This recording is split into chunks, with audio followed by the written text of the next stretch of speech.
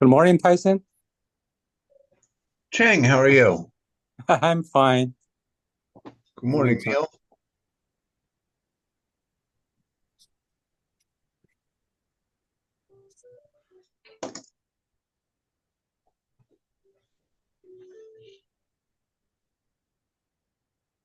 And my Zoom letting me know I have a Zoom call. Now Rich Gula is joining. Tony, can you hear me? Good morning. Hi, Rich. How are you? I'm fine. Hear you Tony, loud you're and on mute. clear. Not anymore. I shouldn't be. Am I? No, you aren't, but Tony is. Ah. Tony Lobier.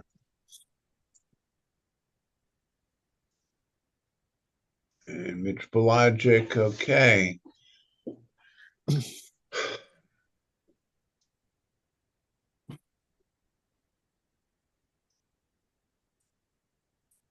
I think we have a quorum. Um, so I'm going to endeavor to share my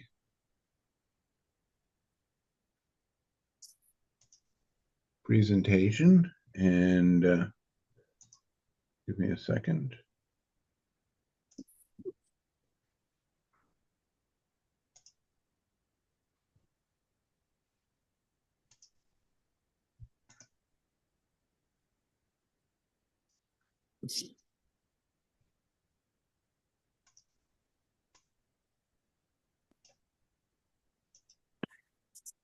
Does everyone see that? Yeah, Okay.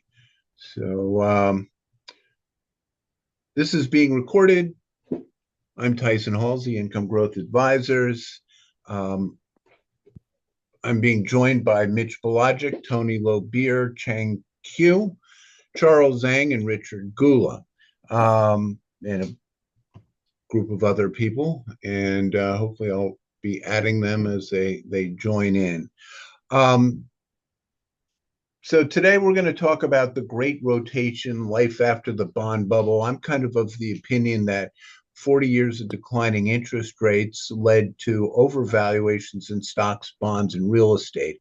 And we had a backup in interest rates over the last few years, and that's created sort of a headwind. Um, and I also think that the market currently really mirrors the market in 2000. And my concern is that in the period after 2000, there was a significant change in market leadership. Um, One methodology I use to track valuations is known as the Fed model or the risk premium model, and it looks at what the uh, earnings yield is and compares it to the S&P 500. Uh, to the earnings yield on the S&P 500 and compares it to the 10-year US Treasury. And basically things got extremely overvalued in 2000 at that peak. And at that point, it made no sense really to be in stocks. And it told you with a -2 risk premium that you don't want to be in stocks. And what I've found is whenever there is a major decline over the last 25 years, it's coincided with a major decline in earnings. And you see that here. We had a peak in March of 2000, and then things really just started to come apart. Hey, And it was pretty. Tyson, we're just seeing your desktop, or I'm just seeing your desktop. Oh, okay. Well, thank you for bringing that up. Let's see here. Can you see? Yeah, but you need to make that bigger. All right. So thank you. Just a quick recap: Mitch Belagic, Tony Lobier, Chang Q, Charles Zhang, Rich Goulart. Can everyone see this? Yes. yeah. All right. So as I was saying, one of my concerns is that this is like 2000 all over again. And one way I look at it is using the Fed model or the risk premium model, and that compares the earnings yield on the S&P 500 to the 10-year U.S. Treasury. It was negative in 2000, and today it is at 29, which is pretty low. It's not an extreme sell, but we're heading in that direction potentially if you get either earnings declining or higher interest rates, and both are a risk. And this model actually works really well on the buy side. If you were a buyer on this model in March of 2009, and I did, not so much in 2013 during the Euro crisis, but I definitely was a buyer in the COVID crash of March 2000. It gives you some really clear buy signals when basically stocks are very cheap. And I think what's nice about it is stocks shouldn't just be seen as overvalued or undervalued. They need to be seen relative to other assets, and the largest, most important being the US Treasury. So the 10-year US Treasury, comparing its earnings yield, makes all the sense. And it tells you things are extremely oversold here. This is a panic. You bought those, you bought cheaply, and it was very easy to make money when you bought at those periods. Same thing happened in 2000. Market got extremely overvalued. We're approaching a point where things are getting expensive. They're more expensive than they've been in 10 years. And what I'm noticing is, so you got a low risk premium, but what's happened in the last month is actually interest rates have been moving up. And not only that, I'm watching the estimated earnings for the S&P 500. They've been flat for the last couple of months at around 278. Now they're almost ticking down, and are they going to roll over? I don't know, but I'm concerned about the market. But again, the big backdrop that I think is important for all assets is interest rates, because that's critical to stocks, bonds, and real estate. And we had really this great wind at our back for 40 years from 1981. This is the bulk of my career, and probably Neil Windward's and Randy Hughes's and several and others on this call. And during that period, the S&P 500 just kept on rolling, and a 60-40 allocation, you just couldn't go wrong. But what's happened recently, we've been waiting for a soft landing, an economic slowdown because of the tightening, and it hasn't happened. And the economy keeps on surprising us. I think we had very good GDP numbers even yesterday, 2.8, even 3%, I think was expected. So it's a little lighter, but you have interest rates moving up. And when interest rates move up, that's competition to stocks.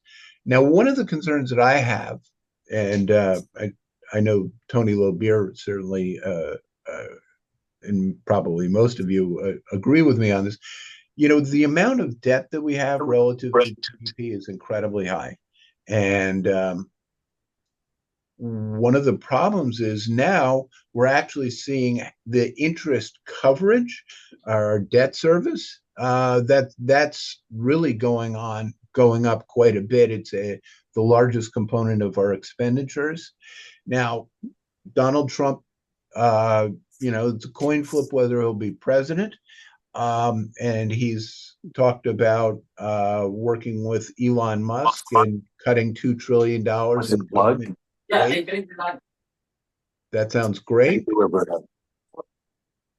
But I think the thing that I find useful, I'm sorry, Robert Levin is not on the call today, but he's one of my friends and colleagues, and he worked for Paul Tudor Jones and Louis Bacon. Paul Tudor Jones in particular is a well-known market timer, one of the greatest. But he did a lot of work doing what were known as he did analogs for those guys. What are the historic analogs? And to me, I look at historic bubbles in 1929, and following that there was an inflationary period, and then there was another bubble around 1966 to 71, and then after that there was another inflationary bubble throughout the 70s, and then stocks took off and they peaked in 2000, and then there was another inflationary bubble. And during these inflationary bubbles, if you own gold, if you own commodities, you did very well. And what my sense is that we're at a point where if you look at the PPI relative to the S&P 500, it looks like, the S&P is fully valued. And I think that there is a risk here that you're going to see commodities do well. And here's my other concern with regard to the market. I feel that there are analogies here relative to the 2000 peak. Now, in 2000, different stocks. Back then it was Microsoft, Cisco, IBM, Sun Micro, EMC. But again, you have these gigantic parabolic run-ups. But I think the important thing is what happens afterward. And I had a hedge fund in the late 90s. And for a brief moment, I felt really smart. But in the subsequent period, those stocks, the NASDAQ declined 83%, the S&P 500 declined 53%. And not only were the declines significant, but what happened elsewhere. This is just in case people don't believe me, and I actually said it wrong on the last call. In 5 months, I was up 112%. And, it was 12 million that went up to 24 million. So not a trifling sum.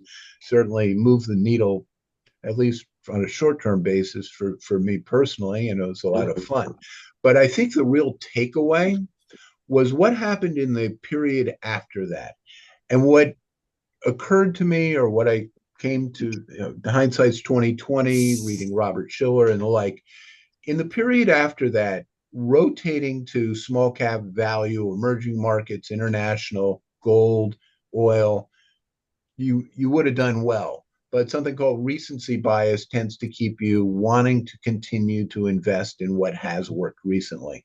And I have a colleague who works for Macro Intelligence Partners, and he has this nice chart, and it shows the outperformance of emerging markets and other non-US markets in the period following a peak.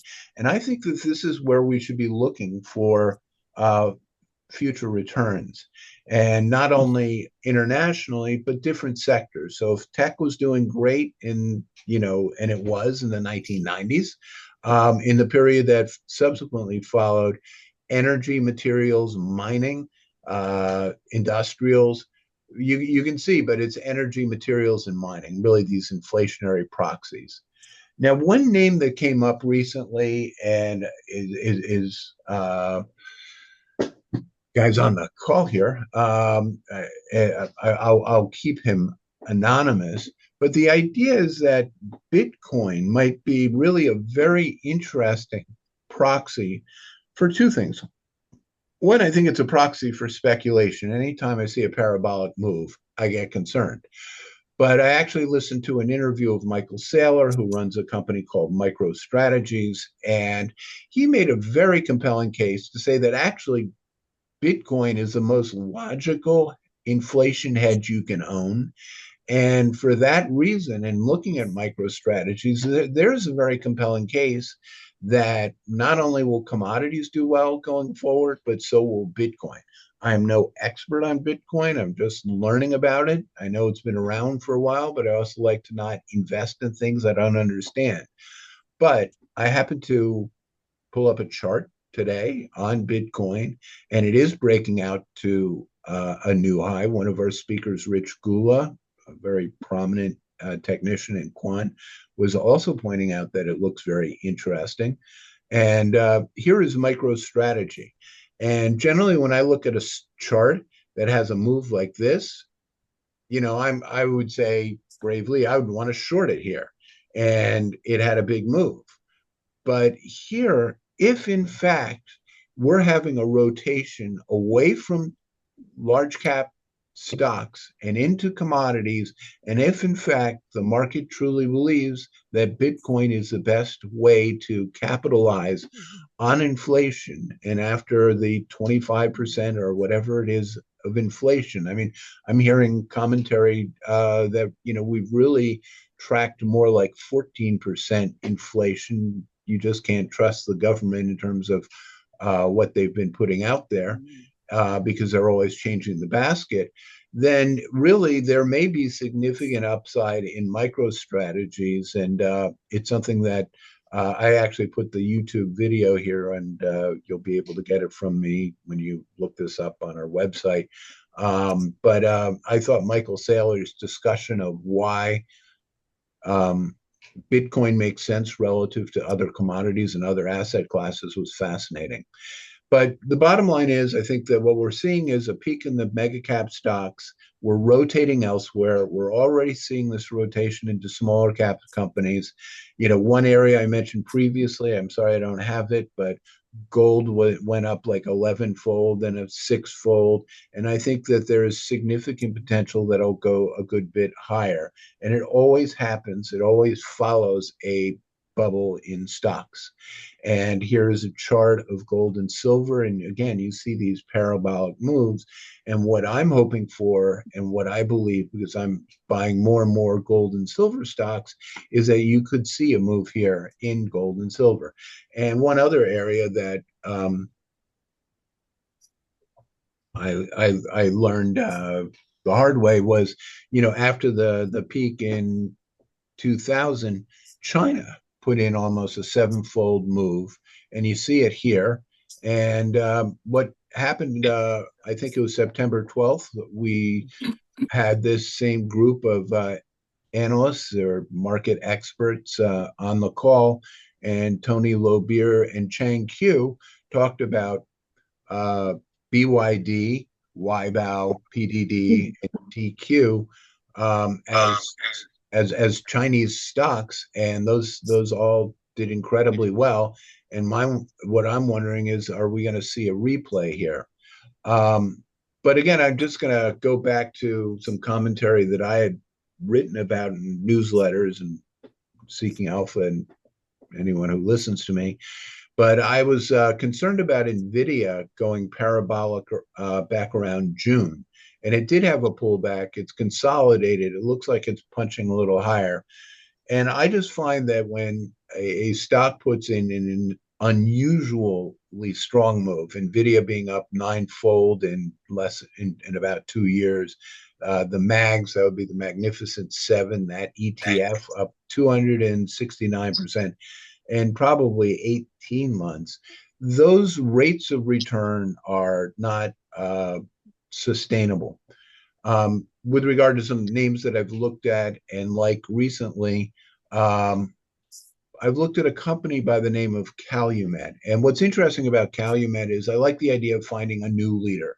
The argument for Calumet is it's a refiner that's been around for a while. The company's had some problems, a lot of debt, but they are actually doing something called SAF, which is Sustainable Aviation Fuel.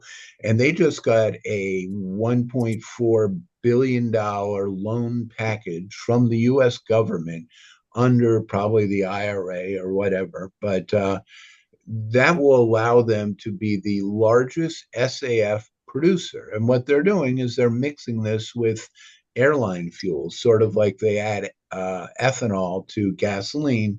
And if this works, then they are the low-cost provider in a market that'll do very well. After this announcement, the stock went up to 27. Currently, it's around 21. I think there's been some concern that, well, we don't know whether if there's a Trump presidency and they push back on the IRA, whether the EPA is going to not be as supportive of mandates and credits that will drive this market, and that remains to be seen. My sense is that people are still very focused on net zero 2050, but that's more of a international commitment. For example, 2% blending in Europe is the law, but it's not the law here. We'll see whether that applies.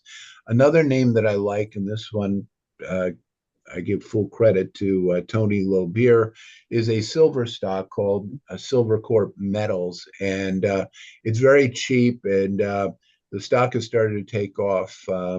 Van Eck bought about 14 million shares about 6 weeks ago. They owned 8. That's a big jump. And they are a silver company, silver miner, and they're starting to have nice earnings, but they actually have significant mines in China, which have a great deal of promise. You can see that last time gold and silver rallied back around 2000, the stock got up to around 8. But arguably, if we are in a secular move in terms of gold and silver, where this stock goes, I'm who knows? Could it go back to 10, 8, 10? Could it go to 15, 20? That might be more the bull case, but I'll have Tony talk about that himself. As I mentioned previously, I was very cautious on NVIDIA, and it has recently broken out, and that is an old slide. But it's off a little today. I'm of the opinion that I may not be. I'm of the opinion that what we will see is money will start, has heavily gone into the Magnificent Seven stocks, and now those stocks are not going to continue. They're going to start to roll over, go sideways. I'm not saying it's the end of the world, but I think that there's a great deal of money to be made elsewhere. I'm going to stop this share and have Mitch Balajic start speaking. Mitch, are you there? Yeah, I'm here. Mitch, you have a very talented group of about 20 sophisticated Wall Street insiders and investors. What do you have to tell us? Last time you followed up on what was going on in China, Mitch has worked for some of the largest hedge funds in the world, does a lot of quantitative work, and has also been working actively in artificial intelligence, where he's managing director of a company that recently was bought out in London. But he's always got insights into the global markets. Mitch, tell us, what are you thinking? What are you seeing? Yeah, well, I'm just going to give a very macro bullet perspective, starting with today's market action.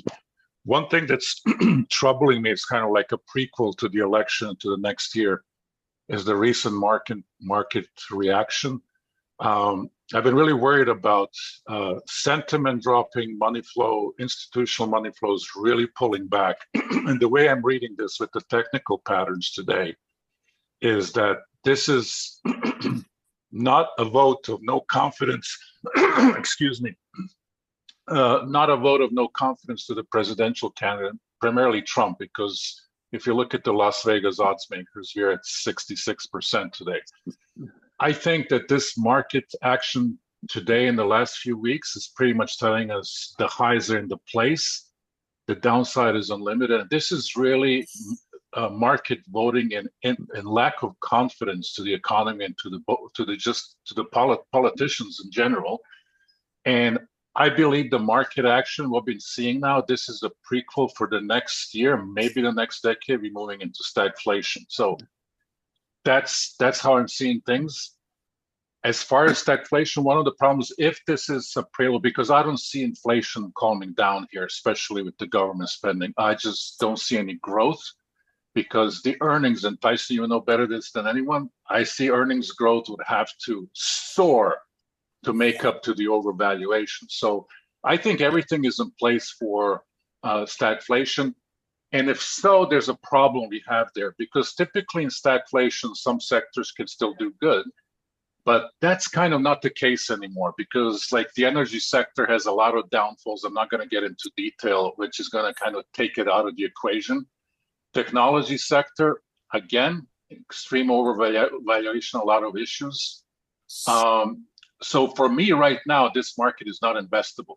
Only tradable if you're very skilled with good nerves and experience to trade it, and then really wait and see what happens after the election to confirm that if we are really getting into a stagflation period or not. Three things that overlay on my mind are China, AI, the technological boom that are being dominant. And as far as the China goes, I'm still pretty much within my trades. I believe that China's situation is stabilizing. That could be the only growth pocket coming in the near term. And my trades are still pretty much in place. I believe is like going long China and going short Europe and Japan. I have absolutely no hope for Europe. Any scenario, any combination, political, macroeconomical, business, financial, it doesn't work in Europe's favor, not to mention geopolitical with the war with Russia and Ukraine. It seems like it's coming to an end with Russian victory, whether we like it or not. This is not a political statement. This is just a fact. And that's just going to be the final blow, not just to the EU, but also to the NATO. Having said that, let's see where we stand with AI now. So this time, no China to the rescue. Even if China is a growth story, and I think it is, at least the spread trade, it's not coming to the US rescue this time. In fact, China has all the interest to dump whatever's remaining of dollars and treasuries. And China does have an interest for the lower dollar because that helps the emerging market economies. And that's where China is now focused on. That's a play that's been gaining a lot of attention. If you were following the BRICS, probably you didn't follow the BRICS if you were fixated on the Western media that pretty much acted as if it didn't exist. Now, AI to the rescue? I don't think so. This is something I work very closely with, and I'm just gonna lay out some of the issues we have at AI that are ongoing. First, let me start with the analyst world, from the Goldman and Morgans of the world. I think that this fixation on the sexy stocks like NVIDIA, or just the supply side, the tool chain as well, there's really little focus in understanding how AI is really going to enhance growth with the adapters, the demand side, the corporate America, Europe, Japan, and the rest of the world. There's real little understanding. And this is where I think a lot of the Wall Street valuation is really wrong. And as far as how this is going to bail out and how is this going to enhance growth and productivity, yes, but not in 2025, because there's a lot of things on its way that are really, there's a lot of ops. I'm not going to get into them, but reality check is coming in strong. Here, I'll give you one reality check that's really destroying 3 or 4 sectors. Legacy technology. Okay, so now you have a problem. One of the biggest problems, you cannot implement AI if you have legacy technology, the COBOLs, Fortrans of the world. Just a reminder, Wall Street runs on trillions of code and COBOL, and the only people that really understand that architecture and how to get this done and remedy it or replace it, whatever he wants now, are programmers. They're probably in their 60s now, and you can't really educate them overnight because experience is here what makes a difference. That's just one of the things not talked about. And I'm seeing with my clients an absolute disaster and failure in AI implementation because no one told them that they need to figure out the legacy technology. A lot of money going. Another problem is I see companies really don't know how to implement AI. A lot of mistakes are made, a lot of bad investments. Yeah, of course, Google's and NVIDIA's will make all the money, not the corporate world. So there will be investments going into the corporate world. You see that on headlines everywhere, and that's true. But how is this money going to be placed, or is it going to go on hold? Those are the 2 issues, and I don't see it placed properly. I see a lot of this money retracting back. So the maturity is going to go on. It's going to take a little hit. It'll take time. So that's my bottom line. A little bit pessimistic, but if we're heading into the stagflation, it seems like that's where we are. A lot of indicators and analysts are saying so. Seems like very few sectors can be on the beneficial side, and there's no China AI to bail us out. So the action that we see today and this kind of pullback, I think that's really starting to kick in. Hey, something's wrong here, and it doesn't matter who wins the election. No one's going to solve the problem. I'm usually more optimistic on these calls, but this time I really think that the perfect storm is brewing here. And with the exception of a few of these hedged or long-short trades, for me, this is not an investable market. Thank you, Mitch. I appreciate it. We'll have some questions afterward. What I'd like to do is go to Tony Lobeer. Tony, you're on mute. Can you get off mute? Now, Tony actually had been talking to me about his interest in China, which made me reach out to Chang Q, who will speak after Tony. And Tony, tell us what your take is on the market. First of all, I agree with Mitch, but I'm a lot more pessimistic because I think if Trump wins, I think his tariff ideas are disastrous. I mean, you're talking here about a typical bully who thinks that he controls the world, but he no longer does. And if he implements these tariffs, there's going to be retaliation. And I think that we shouldn't forget what happened with the Smoot-Hawley tariffs of 1930. Namely, was a massive retaliation, massive slowdown in world trade, which contributed to the depression of the 30s. I agree with the stagflation thesis. I think that gold and silver stocks should be bought, but I think that they have become, in the short run, they have become too popular, and there's going to be a correction in them, and that correction will be a time to buy them. Tyson mentioned Silvercorp Metals. I think this is a really cheap stock. Unfortunately, if there is a correction in the price of these metals, the stock goes down a bit before it goes up. But I think it's attractive. I also continue to really like China. I used to be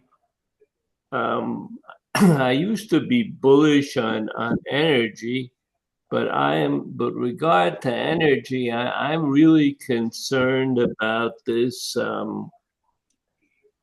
BYD car that gets 1,300 miles on a tank of gas. Now, I assume that it's on a hybrid vehicle. I don't know what the technology is, but this is not a bullshit company.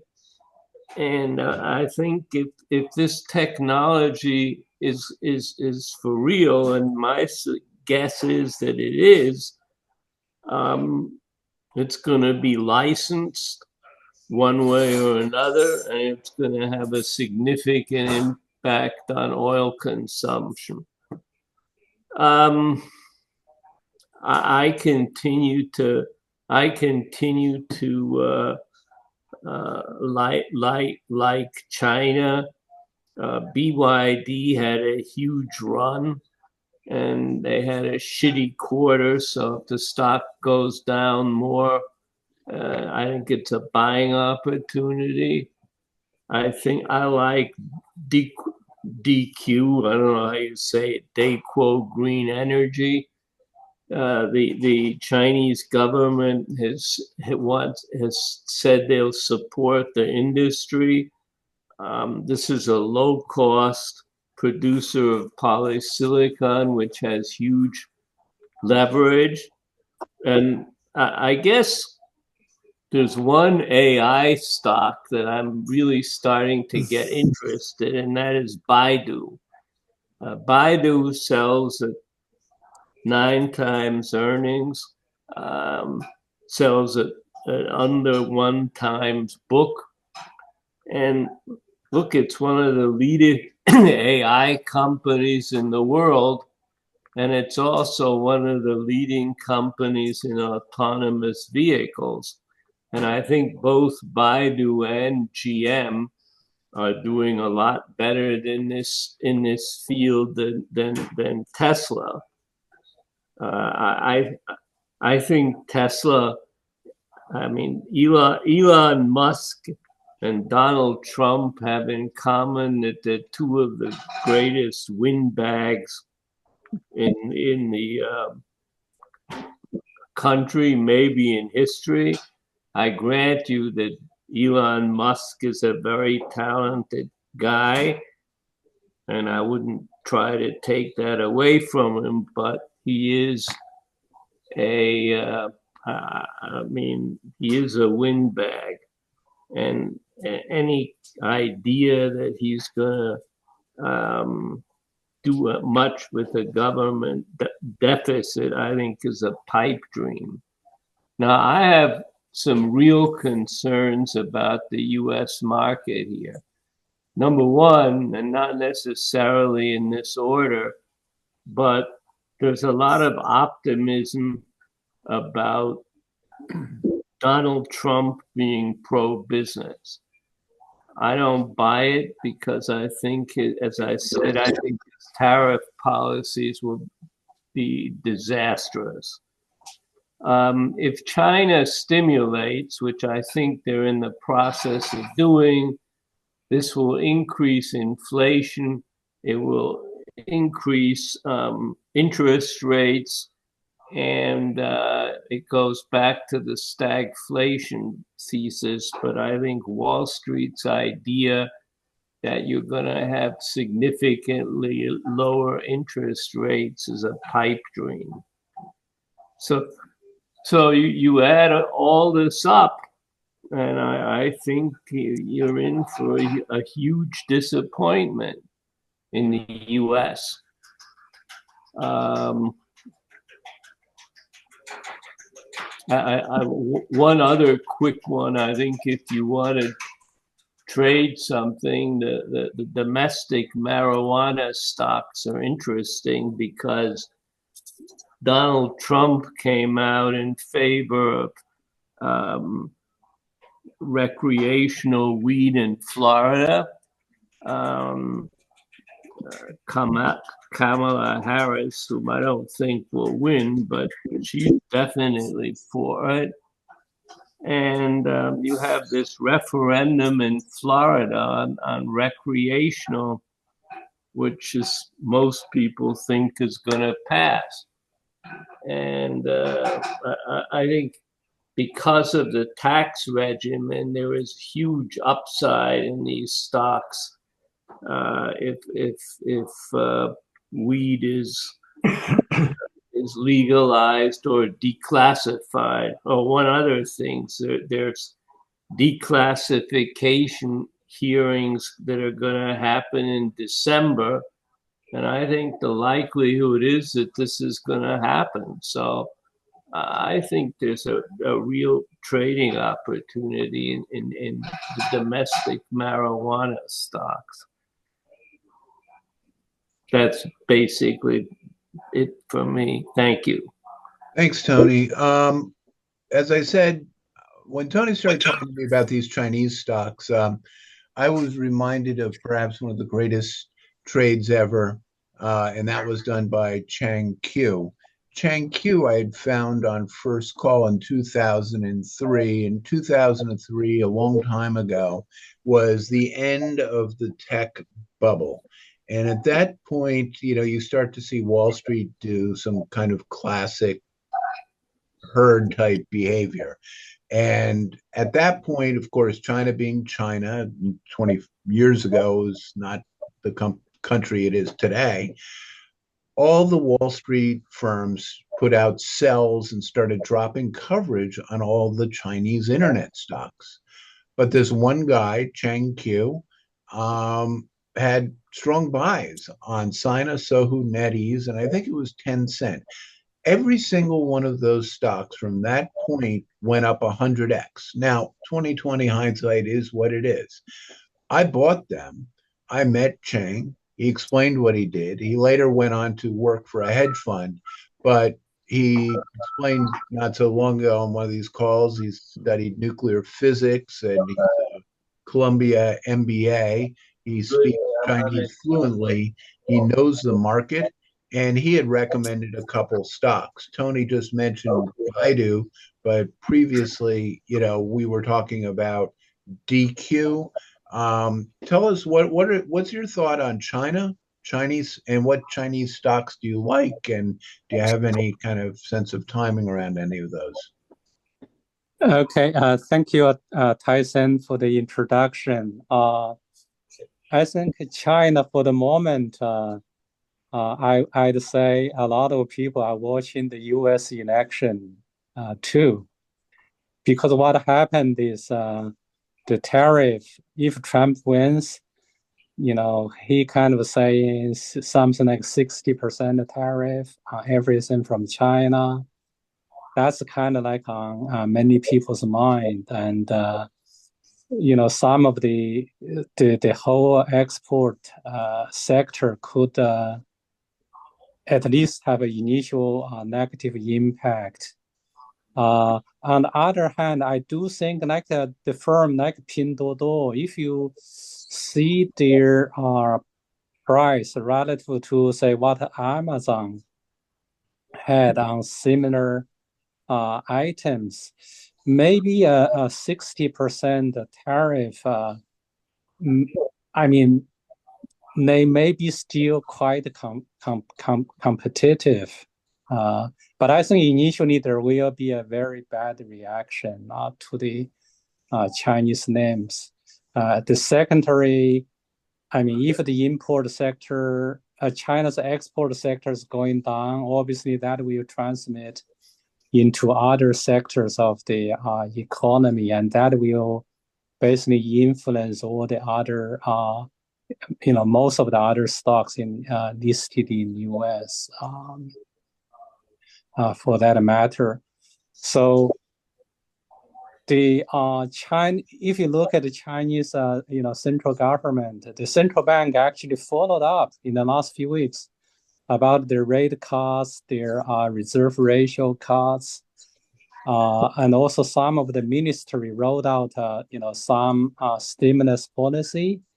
But the major one, even the rumored like 10 trillion renminbi of stimulus, that's still, pending to next week's National Congress kind of a final decision. That session originally should be this week, but people's guess is Chinese leadership, they want to see what the U.S. election results is. So they postponed the meeting to basically just across the U.S. election from 4th to the 8th.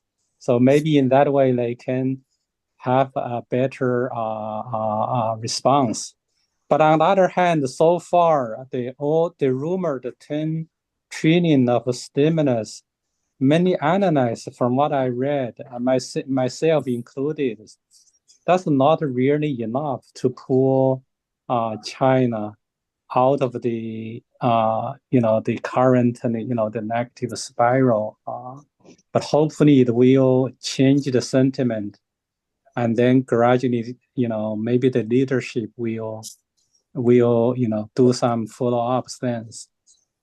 On that leadership front, I think the recent observation is looks like China's heading into a more of a group kind of a leadership instead of just Mr. Xi Jinping, dictating everything. Looks like recently there are more shared responsibilities among the top people. So that could be a better thing to the country in terms of make better decisions. In terms of the name, why I choose PD. Last time I suggest the PDD and the WB. The reason I think I elaborated at the time is their valuation is very low. The P ratio is WB is under 6 times. The other PDD is under 10 times. And also they all have growth potentials there. They are earning money and the P ratio is very low. So there is short term, we could have a knee-jerk reaction to U.S.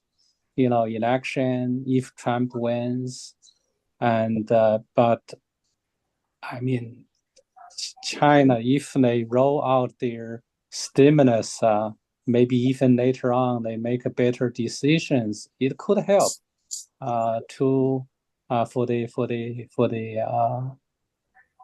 meeting maybe heading into next year.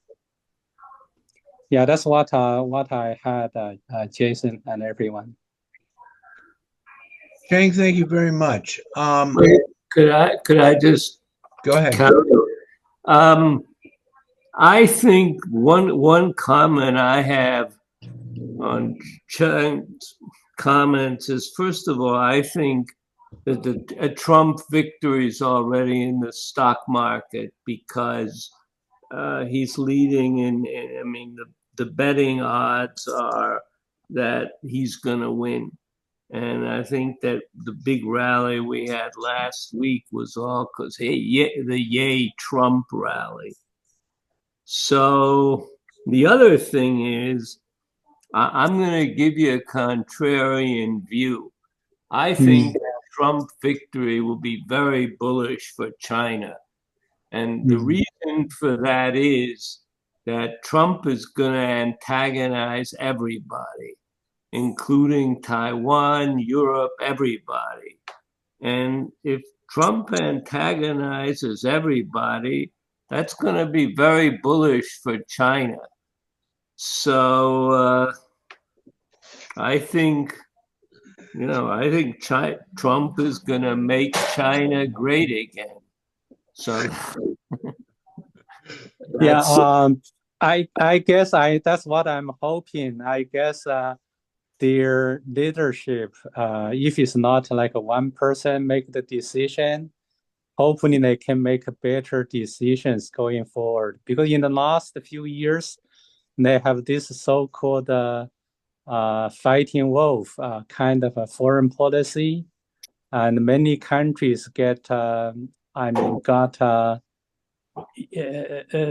more an enemy of China. I mean, but recently it looks like they try to amend the relations with India, and also they indicate even much more friendly gestures with the U.S. and Europe.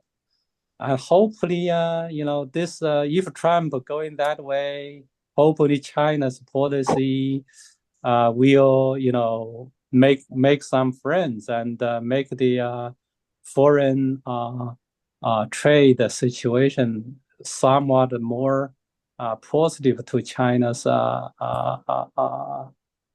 future.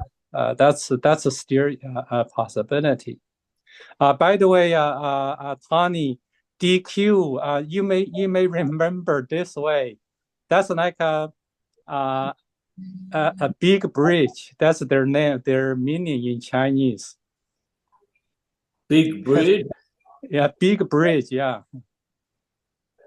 Okay. I mean, Explain that. Now, DQ for everyone was a name that Tony had liked, and just in the last week went from 20 to 31 and then back. Maybe you guys could share a little commentary, give us a little more depth on this. And I don't know what Big Bridge has to do with any of that, but I think that if they actually turn around and are go ahead. Last week, I think China's leader, the CRDC, they basically said they want to limit the silicon production of the silicon producers. That's basically one of the reason driving the stock last week. Right. I think one thing that intrigues me, and I don't understand the company the way you two, is they are the low-cost leader in a commodity area that right now is basically unprofitable. However, at the current price, and I don't know where it is today, I'll guess 22, it has been over 100. And it's fun to own stocks that go up fivefold, but if you get a turn in the pricing, and Tony's argument for DQ was they are the low-cost operator, and during a down cycle, their competitors will go out of business, and they'll be the only game in town when things pick up, and that there's going to be a secular momentum behind the solar trade, which I agree with, because that does work. It's not massively viable in terms of replacing fossil fuels, but it's certainly better than wind.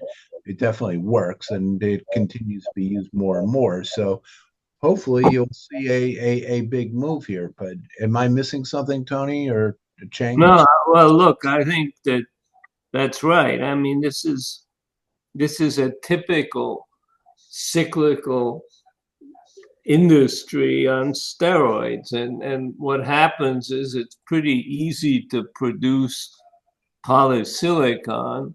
So when the price goes up, you get all these marginal producers, and then you get oversupply and the price crashes. But what's very difficult is to produce high quality silicon at a low price. And I'm not saying that DQ is the only one who can do this, but I think it is one of the best ones that does it. And therefore, I think there's a very good long-term argument than the stock for the stock. I mean, when the stock was trading over 100, they were making $4 or $5 a quarter. And that's what happens when the price of polysilicon goes back up, which I think it will. And the interesting thing that happened recently is that the Chinese government said they're going to help the price of polysilicon recover. And that's why you got this run in the stock. So again, I am not for buying stocks on extreme strength. I think in this market, that's as good as becoming a kamikaze pilot. But I think long term and on weakness, I think this stock is very attractive. So that's my argument. I'm going to move on to Charles Zhang. Charles was a intern for me in 2006 and had double 800s and proved to be a real whiz on the computer and has done quite a bit of quantitative analysis, worked for a couple quant hedge funds and has been running money. And he has one particular strategy that he and I have been discussing deploying. And Charles, please tell us a little about the China market, what your thoughts are, since you also speak, I guess, Mandarin and know that market. But tell us about the post-announcement drift strategy and why that is a good non-correlated alpha-generating quant strategy for the hedge funds on this call who are interested in creating some real alpha. Yeah, sure, of course. Today, I'm actually going to be mostly focused on the U.S. election and also my quantitative strategy. It's called a post-earning announcement drift. The November presidential election, it's only a few days away. So historically, presidential elections tend to create significant market volatility and trigger like major sector rotation as investor pricing potential policy changes. These transition creates really unique opportunity that only comes like once every 4 years, particularly for investors who can identify companies and sectors most impacted by the shifting political landscape. So the quantitative strategy Tyson and I run offers a systematic way to capture these opportunities while managing the risk of political sensitive investments. The strategy is built on a fundamental market efficiency. So significant news catalyst takes time to become fully reflected in the stock prices. Significant news surprises can be in the forms of earnings, industry-changing news, company-specific catalysts, and also including presidential election. This phenomenon becomes particularly pronounced during earnings seasons and major political transition, which we're in right now. We're announcing Q3 earnings right now.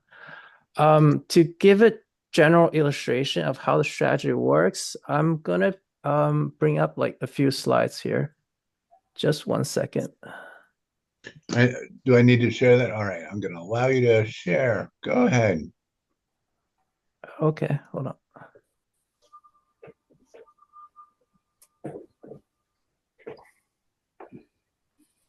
Okay.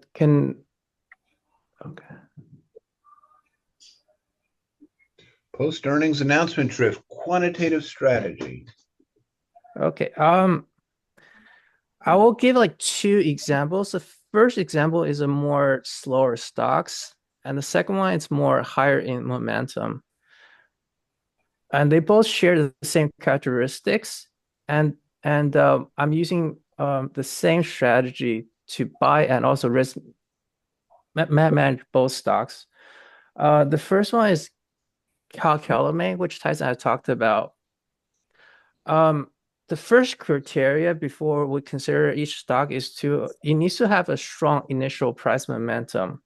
So as you can see, from August to September, the stock ran strongly.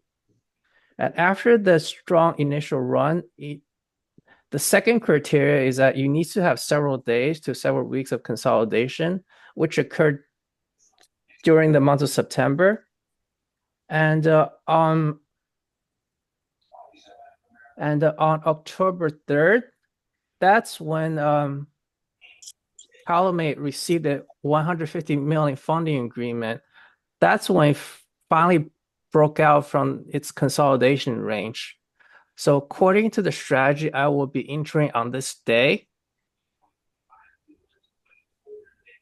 Let's go to the next. Example. The next example is called Oklo. It's a small nuclear energy play. As you can see, it also demonstrates strong initial price momentum. So after the initial price momentum, it goes into consolidation. And our buy becomes triggered on October 15th. That's when it signed a contract with Google to power its AI data center. That's why it really caused the stock leaving this consolidation range. So in the next several weeks, I think several sectors we should pay close attention based on this post-earning announcement drift strategy. These sectors includes clean energy, traditional energy, healthcare companies sensitive to regulatory changes, infrastructure firm, defense contractor, and financial service firms. So it's important Can you repeat that again? What sectors? Clean energy? Yeah, traditional energy like healthcare, infrastructure, defense contractor, and financial service firms. However, I think it's really critical to understand that investment implications during political transition are often like very counterintuitive. A prime example was after the 2016 election, the new Trump administration was viewed as very friendly to the traditional energy companies. However, the sector actually experienced significant underperformance in the next 4 years due to overproduction. Conversely, after the 2020 election, the energy sector actually enjoyed abnormally strong outperformance under a very unfriendly administration because the sector like regained its capital expenditure discipline and start to restrain production. So this example really highlights like why our strategy focus on objective price movements and news catalysts rather than try to make our own prediction on policy impacts. However, like well informed and well researched it might have been. So like in our two stock examples, our ideal investment candidate, it needs to demonstrate like pre-existing momentum. And after that, it needs to go through a period of consolidation. And it needs to have a significant new surprise that catapults the stock out of this consolidation range. With any effective investment strategy, I think risk management is also a key component in the post-earning announcement drift strategy. So rather attempting to anticipate like election outcome, we wait for clear technical breakout before entering a position. Our systematic approach includes a specific entry criteria, position sizing rules, and a trailing stop system that adapts to market condition. So most importantly, we maintain a completely objective and flexible in choosing and managing our investments. Like we don't really get married to any specific potential election outcome. So in conclusion, the PEAD strategy provides us with a systematic framework to capture post-election opportunity while maintaining a disciplined risk management framework. By focusing on price action and technical breakout rather than try to predict specific outcome, we can capitalize on election-driven moves while protecting our capital. The key to success, I think, is to like maintain a really strong risk management process, particularly given the heightened volatility that often accompanies major political transition. I think this approach allows us to participate in election-driven market moves while preserving capital and managing downside risk. That's all I have. I'll transition do you to have anything Tyson. you can say on China? In China, I was in a few China trades a few weeks ago, but ever since like two weeks ago, there was no substantial stimulus news. I just exited all the position since like pretty much all of them like dropped off from their moving averages. So that's one of my risk management rules. I don't own anything that's under a moving average. So using your strategy, you did get into them, and then you're now out, and you're just waiting to see whether we would, let's say, get the stimulus and see how what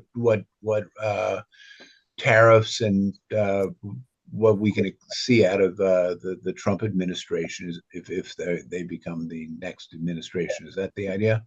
That's correct. Ideally, it should go through another period of consolidation, and after that, it needs to have a significant new surprise. I mean, it could be in the form of a new stimulus, which will cause like the entire sector to really break out.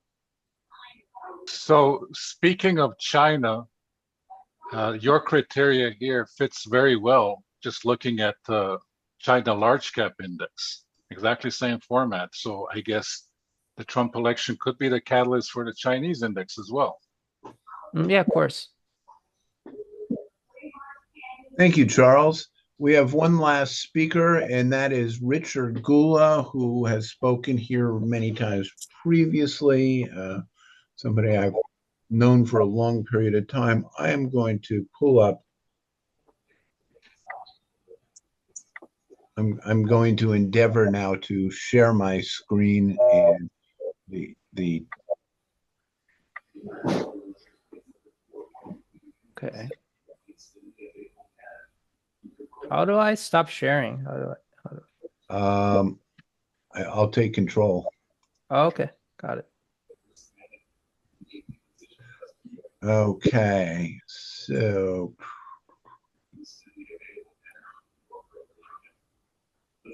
all right, Rich Gula, can you see this? Yes, I can. And, So this says REIT, yes, yes. but it's actually Iron Mountain. That doesn't look like today's charts. It should begin with the Bitcoin future, BTC.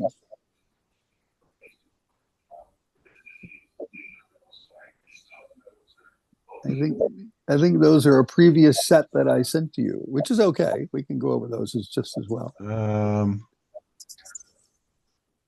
We're still looking at Charles's screens. Okay, give me a second. I have to find the right screen. I know that. Forgive me, folks. Oh, if I could ask the last speaker, how much do you have Yeah, in go ahead. assets Ask some employed? questions. All right. Okay, Charles, you're on mute. And I think Rich Gula is going to ask you some questions.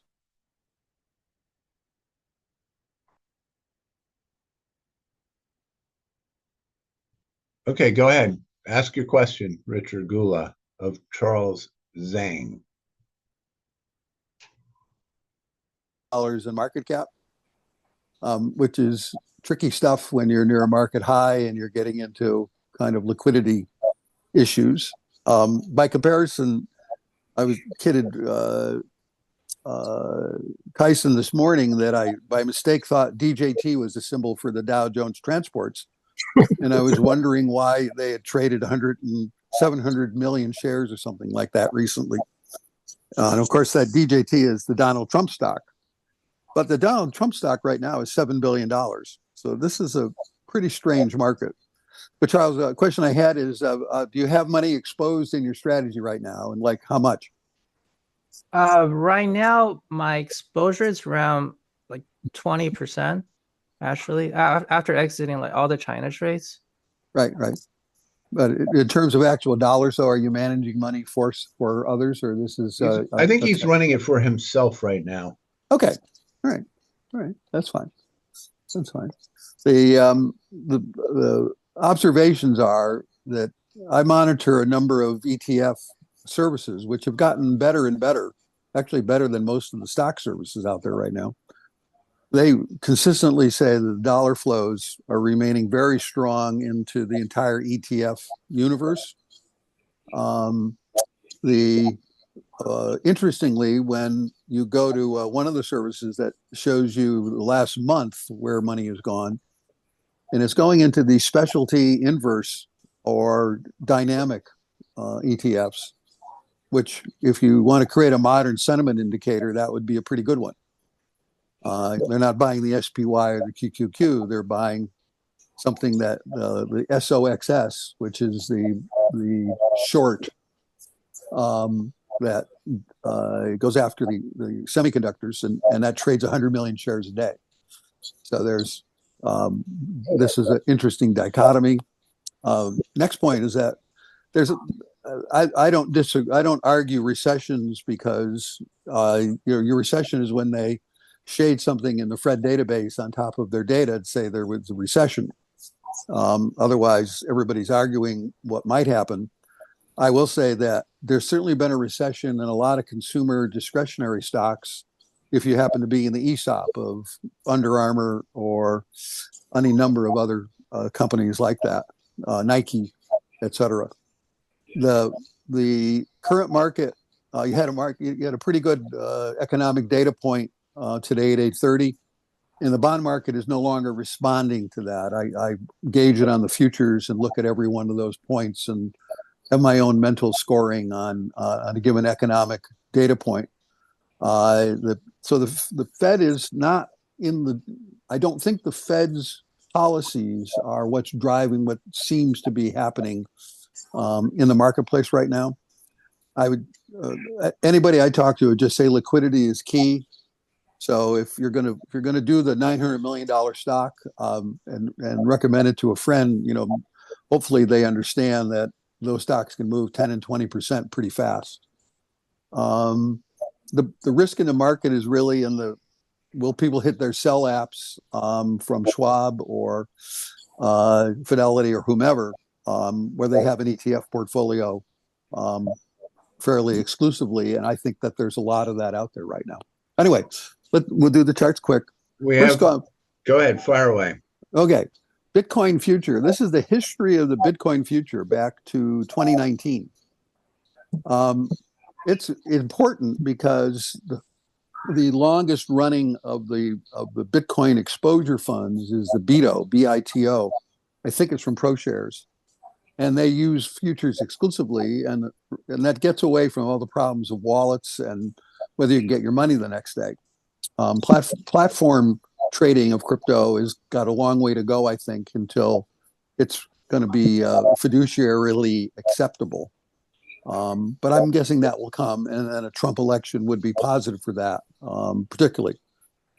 Next chart, that's a chart of the Bitcoin more recently.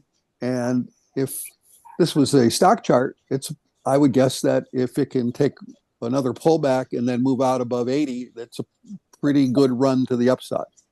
And this is a lot better than almost any tech stock out there, except for occasional ones that have had sharp spikes on recent earnings.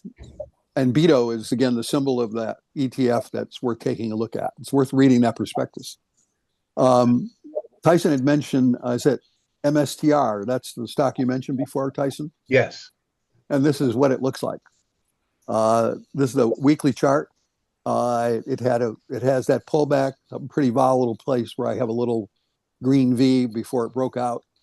A lot of volume went into it back in early in the year, so somebody's been playing this for a while. It's not a brand new idea, and I'm guessing that's coincided when the funds were approved.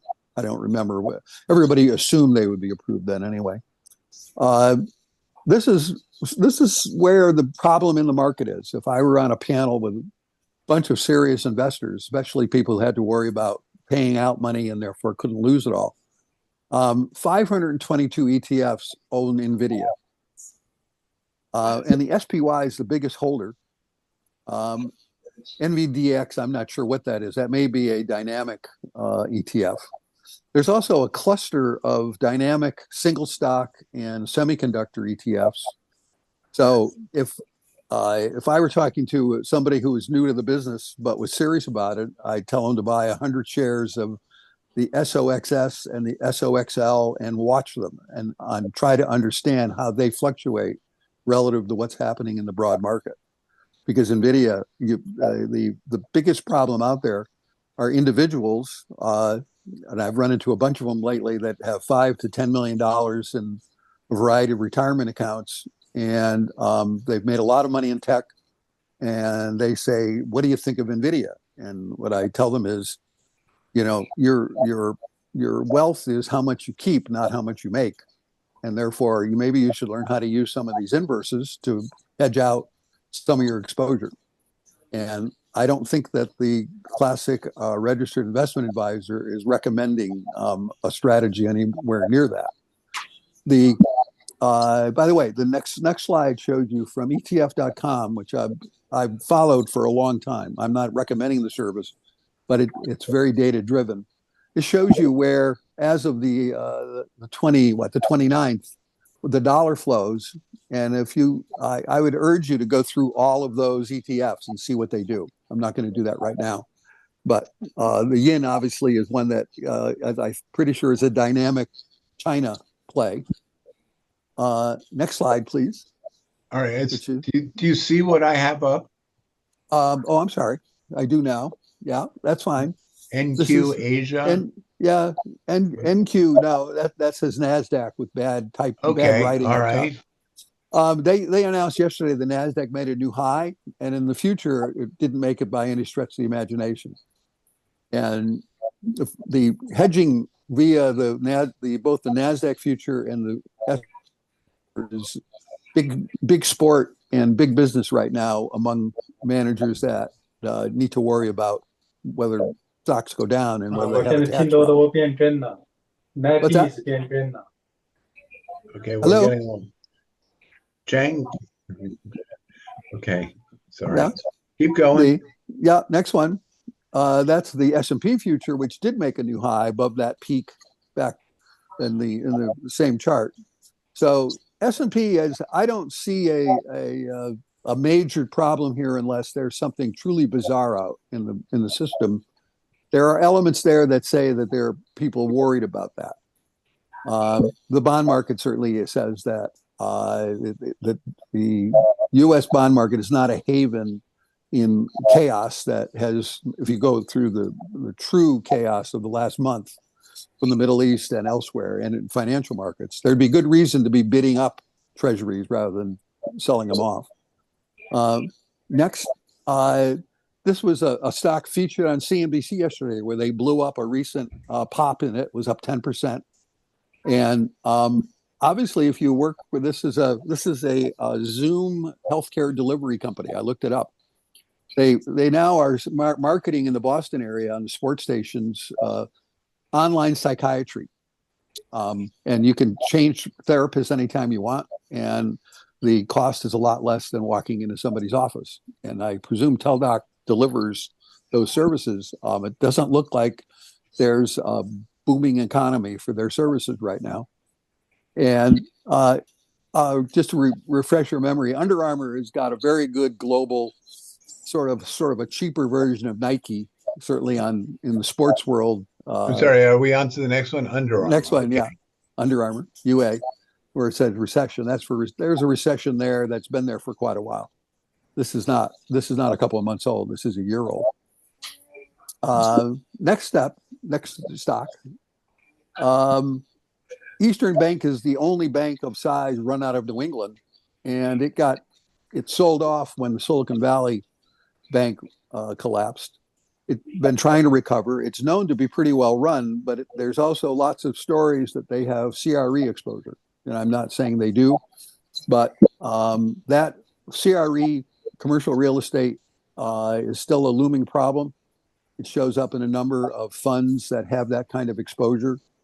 And I had written down that if you're going to do real estate, you want to be more or less in malls and residential development, and you want to be out of CRE and mortgages. So you got to be pretty careful. And next is Boston Properties, which looked like it had troubles also in CRE, but it looks like it may have resolved some of it. You don't want to see these stocks go down hard from here. I think that's the problem between now and let's say February after the inauguration. There still seems to be something brewing in the system. There's a lot of incidental or anecdotal incidental information on LinkedIn from a couple of guys that are old pros about too many properties being sold off at 30 cents on the dollar because nobody wants to pick up the debt structure. Next, this is another view at the Bitcoin future. This is the weekly. Again, this is unless something's going to go wrong in a regulatory or a fiduciary level, I suspect that Bitcoin has got pretty good global sponsorship. And next chart, the MAG 7. That they are out of gas, but they're not dead. So I doubt that Meta is into a bear market here of CMGI proportions. Way back, CMGI went from 1,000 to 100, and everybody owned it back in 2000. And let's see, the NQ chart again here on a weekly basis is still on trend, and using this simple model, the vulnerability in it is 10% based on the model. And I think to do more than that, you're going to have to be really rolling over the liquidity environment and having people being very, very afraid of something out there that isn't there yet. And lastly, because we got China from last time, when we're looking at the breakouts, the normal pullback that was discussed earlier, you can see here. That's what almost all sharp momentum breakouts look like if they've got something to them. The only problem here is that you'd like to see a little more volume coming in. But I would say that I would rather live with this than with a full plate of semiconductor stocks with perfect earnings right now for, let's say, the next quarter. And CWEB, next chart, is the China, another popular China ETF, has the same pattern. They're all looking absolutely the same. And last but not least is our old friend NVIDIA. And NVIDIA is not going to go down and crash as Teldoc did. But it's the lower boundary on this now. And this sort of model would normally show you where buying would come back into a pullback. It's not down very far from where you are. So I would think you're going to have repeated rallies that could take quite a while, but I'm not sure that this is a $160 stock. Anyway, You do think it is a $160 stock? no, I don't. Not unless it goes down and it digests. There's got to be a digestion of people that want out because they've made a lot of money. If I were playing golf with a lawyer that never listens to me, I would tell him to sell NVIDIA and buy the Argentina ETF, and he wouldn't do it. So there we go. So this is our friend Rich Gula, and he has got a great background like many of our speakers today. Are there any last questions? Alan DeLugash, you usually have a good question. I actually just would be interested in some thoughts from people. One, my brother has some very substantial manufacturing operations in China and has had for 35 years. His concern is, people are requiring that they source their stuff from factories not in China. And on an overall fundamental basis, it seems to me that China is in the process of shooting itself in the foot with the current president. And I'm just not sure how ongoing growth can happen, and anything going on in China can get all this global pushback. So I'm a little concerned about that. Let me just mention two other things, and then I'd love some comments on all of them. One is DJT, I think, is one of the funniest plays ever. I just read that it's got a higher market cap now than Google. But we all know that the company is basically a worthless piece of garbage. They can't get any revenue. Trump is now on X. So, I don't see that Truth Social can ever go anywhere. Its valuation is the most ludicrous. But I'm reminded of the old adage that, before you think of shorting it, that the market could stay stupid for a lot longer than you can stay solvent. So I worry about that. The last comment that I'd love to hear thoughts about is I love the fact, I think as a tax guy and as an economist, I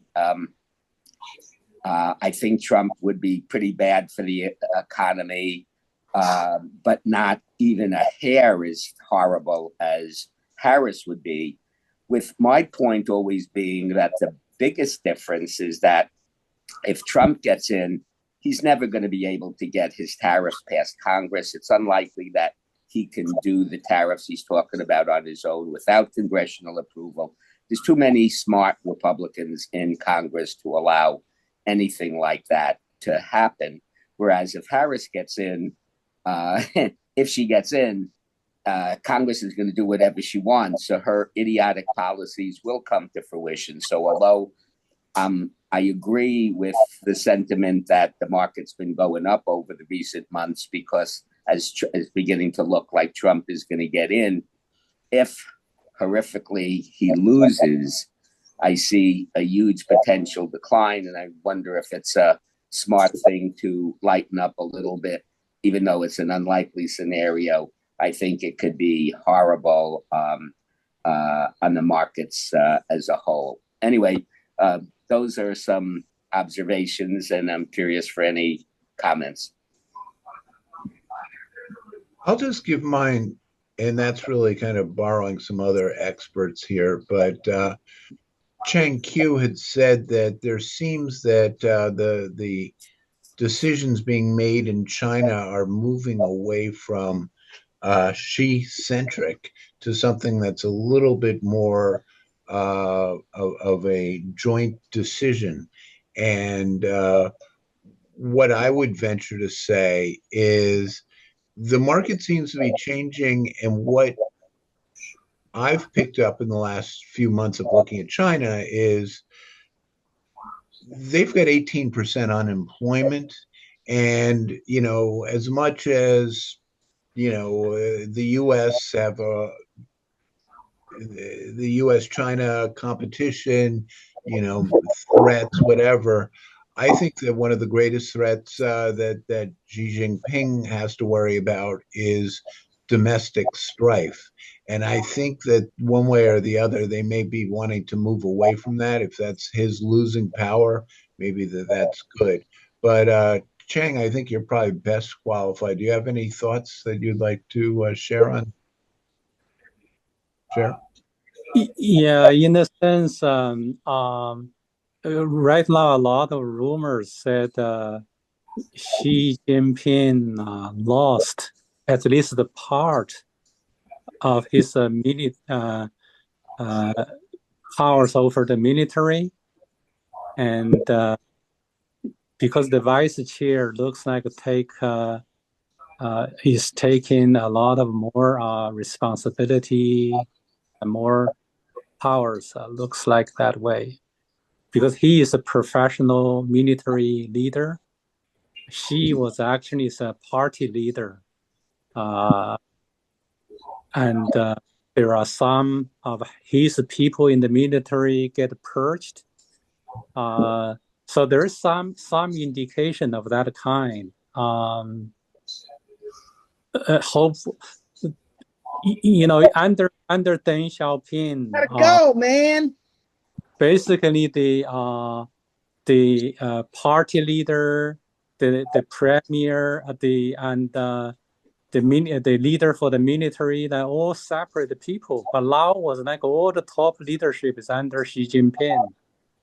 That's why people said that China was more like in the past, 10 some years, was more like, especially in last 5 years or last 7 years, it's more like he's dictating. But hopefully going forward, maybe they will transition back to a more shared leadership, and then hopefully they will be getting to more in the sense of a better sense of reform and progress. The other thing I do want to mention is about this China and Taiwan situation, and the recent make good between China and India, and also China's military leader visit Vietnam and try to amend the relations there. Looks like basically some of the observer, I kind of agree that too, is China maybe is eyeing to do something over Taiwan, because of they are trying to make friends with India and Vietnam, or make the that not a concern for them going forward.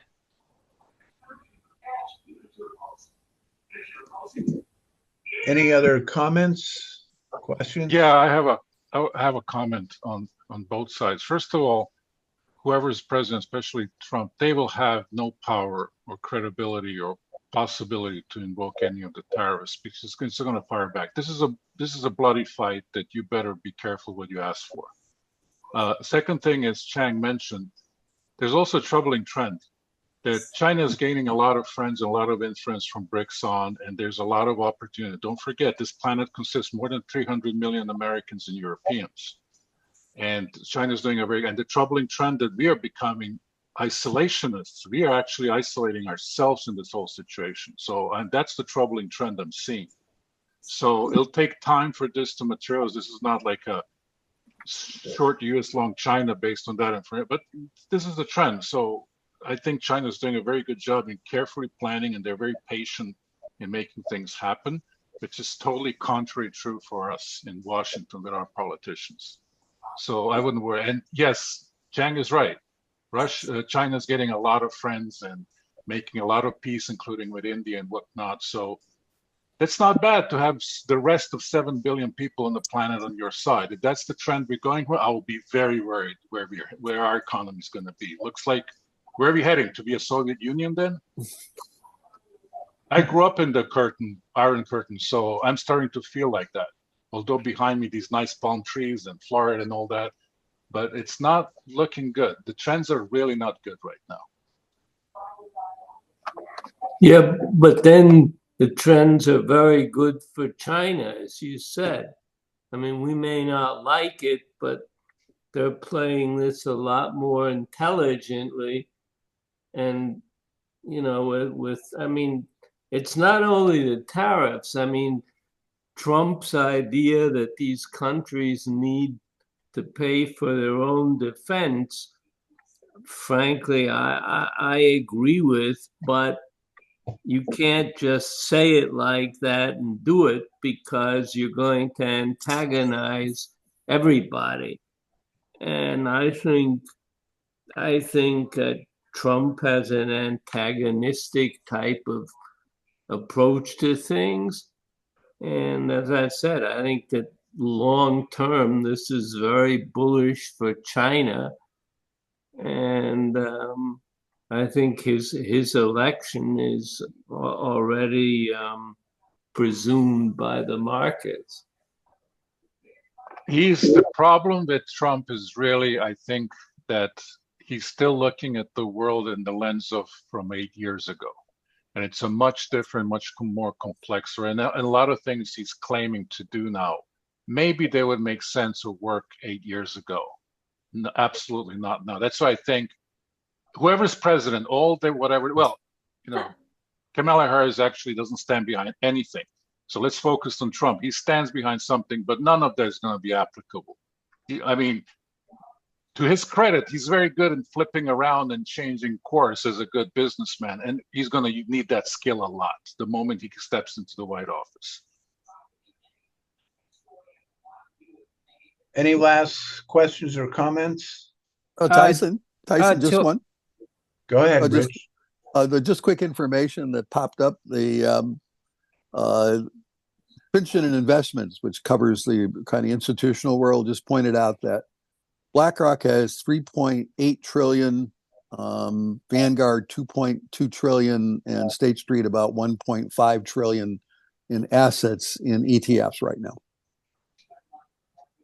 Wow. Final comments? I want to answer the asset allocation part of the question.